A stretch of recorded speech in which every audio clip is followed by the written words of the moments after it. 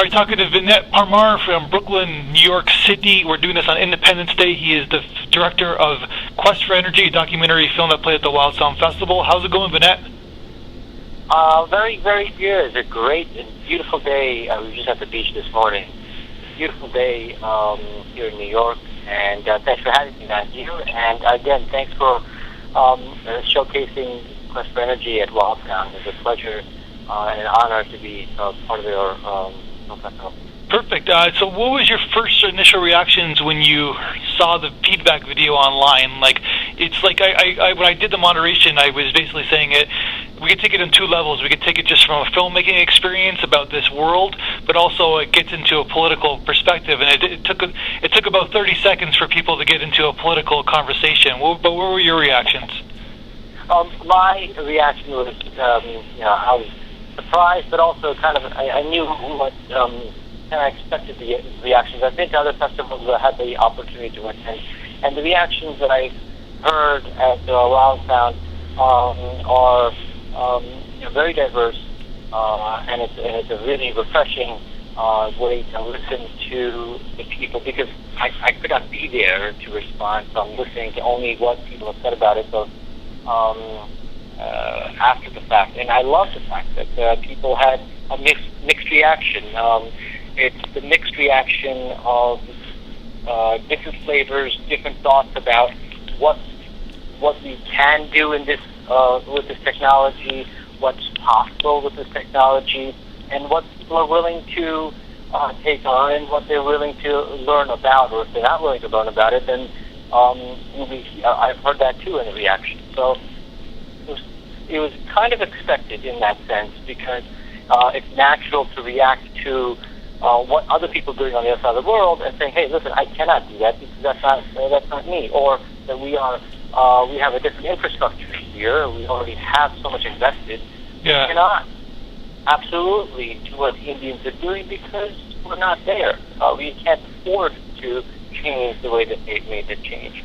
But if I was at the festival, and this is my response to I guess. I would have said them as naysayers, or the people who are still on the fence of this technology and in terms of the politics of it, is that there are countries in the world, like let's say Japan and Germany, who are leading the industry and the market and the demand in this area. Where, for example, Japan has invested loads and loads of money. I know it in yen. I don't know the equivalent in dollars. But they've created a floating offshore wind foundation. It's basically a sea of wind farms, and they're getting about 1,000 gigawatts of energy from this electricity, and it's going to be there forever. Sorry to interrupt you. Just that from a filmmaking storytelling standpoint, like that's what people just want to get emotionally involved. Doesn't matter if it's a documentary or a narrative film. Sure. I think that basically here's the story is that you're showing us a different world that we've never experienced before, which is kind of fascinating in itself. Forget about all the new renewable energy kind of things. And I was just saying like that's sort of what the important part was. I guess that people were just kind of like, because I think one of the things is that we don't like getting told what to do. I'm not saying you did that. I just that people kind of get thrown off a little bit when they're trying to be told what to think, I guess. I totally agree. I mean, that's why we kept it at 10 minutes with a narrator explaining only what is actually happening. And I do know that the last line says, "Well, why can't we do something about it?" And that was a little heavy at the end, because I was debating whether to keep it in or not, and we had a long discussion about it. Certainly, the intent is not to say, "Hey, why aren't Americans doing something about it?" I think it's important to recognize that there are movements in the world, and this particular movement in India is of significance because it's an entire community that has elected to do this on their own, and in the most democratic way. It's not like China that imposes certain practices in Tibet, because China doesn't want to invest in infrastructure to give them grid electricity, so they give them, for example, solar water kettles so they can cook rice, because they don't want to spend the money to go through the mountains to give them the grid energy. So I think it's important to understand, hey, listen, these are things that are happening in India, and in some ways, the longer version of the film that I'm working on with my team is going to show what Americans are electing to do here to try to change the way that we do things. And I think those stories are going to be great because these are inspired locally for local responses. So there is a longer version of this film then? Yes, we are working on it right now. In fact, we are almost virtually finished with the script, and we'll try to start shooting by sometime in September. Oh, cool. Congratulations. So then you're just going to try to show like a different, like kind of the Western kind of like alternative kind of perspective of things? Certainly. We're looking at the most cutting edge ways that Americans, Western audiences or Western needs are met by looking at ways that locals, residents, the common person. We're not looking at what big industries up to, because the big industries the kind of things, the kind of infrastructure that they're creating is so expensive it's not ready for local use.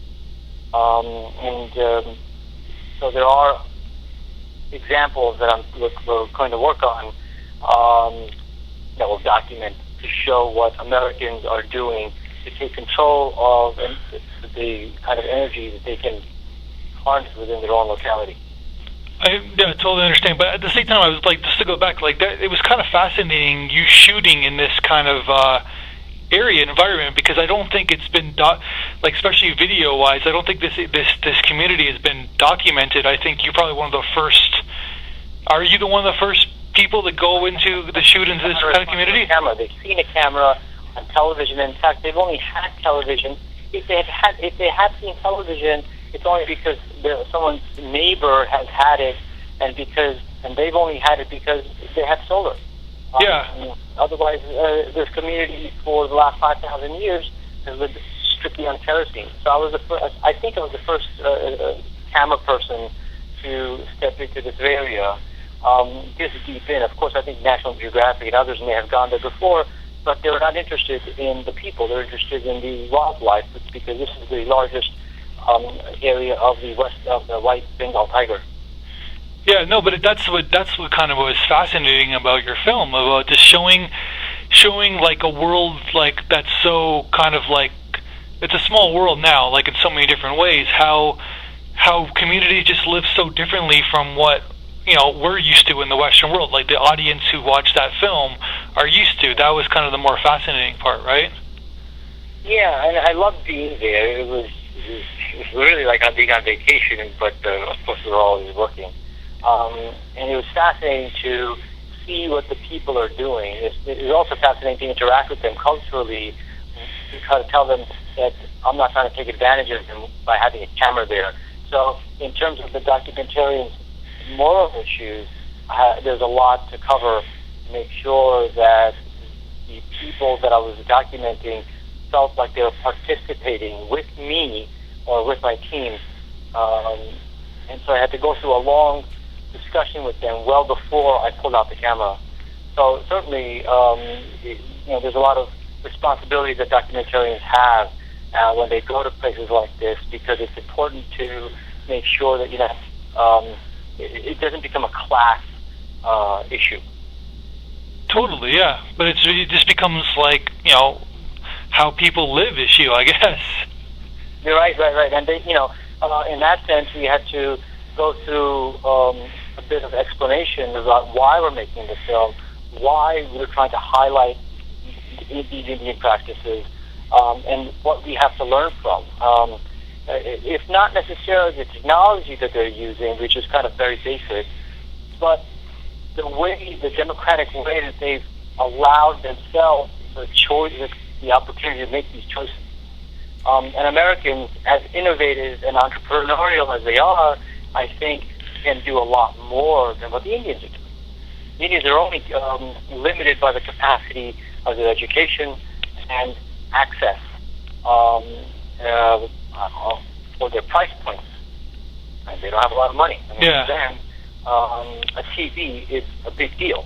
Okay, it's like it's almost like buying a new car for them in terms of the GDP locally, or how much they make.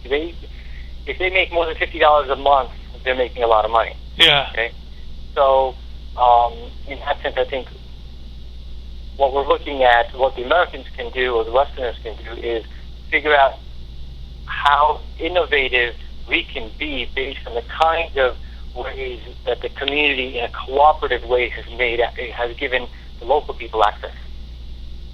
VINIT, like, I'm looking forward to seeing your feature version. I guess you're ready for a feature version of Quest for Energy, and congratulations again. And I was very happy and fortunate enough to showcase your film at our festival. Well, thank you so much. I just want to make one last point, if I may. Yeah. Is that the point of the film was essentially to show that if there's a will, if there's a mindset to have something, then it can be acquired. And that's the greatest thing about human ingenuity, creativity, entrepreneurship, is to be able to get where we want to be. And as long as that mindset is there, that's what really the final message was of the film. Because, as an example, let's say Germany is paying 35 cents for the kilowatt hour, but Americans are essentially paying 9 cents on the average for the kilowatt hour. Well, the Germans have a mindset to have and obtain a sustainable smart grid, and they're able to achieve it, and they have it. But we don't want it. Our mindset is not there yet. Even President Obama, when he first came into the Oval Office, said that he would try to give it to us. But we are not putting our dollars to our mouth, essentially. So what we want to do is what we have to put our money. And eventually there will be a tipping point, and people are going to be forced to. But right now, there's just too much money, and there's too much lobbyists, and there's too much grinding and filibustering, or whatever you want to call it, that's going to stop things for the time being, right? Well, that's essentially part of the politics I want to avoid. But ultimately, if it is about the dollar, it's also about what the American people want. And because we do live in a democracy, we do have the power to vote where we want our taxpayer money to go. Yeah. And when there's enough awareness and education and about what we can essentially accomplish, that's part of what the film is going to show. Then I think there's going to be a greater nexus between where we are and where we can go.